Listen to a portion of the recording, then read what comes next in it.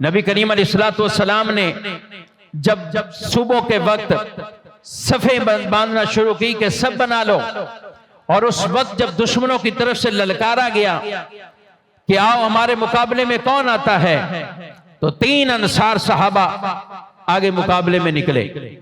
لیکن قریش کے لوگوں کو تکبر تھا، وہ کہنے لگے کہ مکے کے لوگ کہنے لگے کہ نہیں، یہ ان مدینے کے لوگوں سے نہیں۔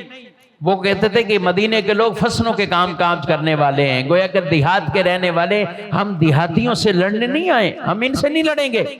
اور حضور صلی اللہ علیہ وسلم کو پکار کر کہا کہ اے محمد، اگر نکالنا ہی ہے تو مکے والوں میں سے کسی کو نکالو جو مکے کے رہنے والے ہوں، ان کو ہمارے مقابلے میں لاؤ۔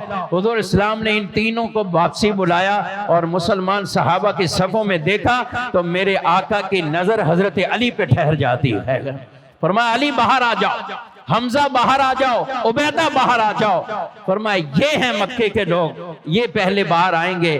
اور سبحان اللہ، یہ 3 وہ ہستیاں تھیں کہ جنہوں نے میدان بدر میں قدم ہی ایسا رکھا ہے کہ گویا کہ سارا واقعہ اور منظر ہی عجیب کر دیا ہے۔ حضرت علی ذوالفقار کی تلوار والے، اللہ اکبر، ایک حضرت علی ہیں۔ آپ جانتے ہیں حضرت علی نے اپنے ہاتھوں سے تلوار سے 35 کافروں کو واصل جہنم کیا ہے۔ اچھا، کل جو مارے گئے کافر وہ 70 تھے۔ صحابہ کی جو تعداد تھی، جو شہداء کی تھی، شہید ہوئے 14، کفار کے مرنے والے وہ 70 تھے۔ ان 70 میں 35 افراد حضرت علی نے واصل جہنم کیے گئے۔ ان 70 میں حضرت علی رضی اللہ تعالیٰ عنہ، اللہ اکبر۔ آپ پھر حضرت حمزہ رضی اللہ تعالیٰ عنہ، 10 افراد کو انہوں نے واصل جہنم کیا۔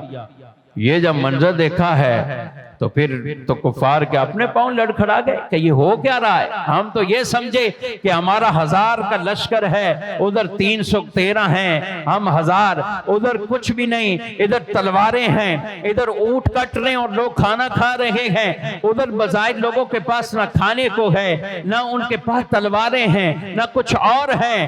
مگر وہ یہ نہیں جانتے تھے ان کا جذبہ اور ایمانی قوت کتنی ہے۔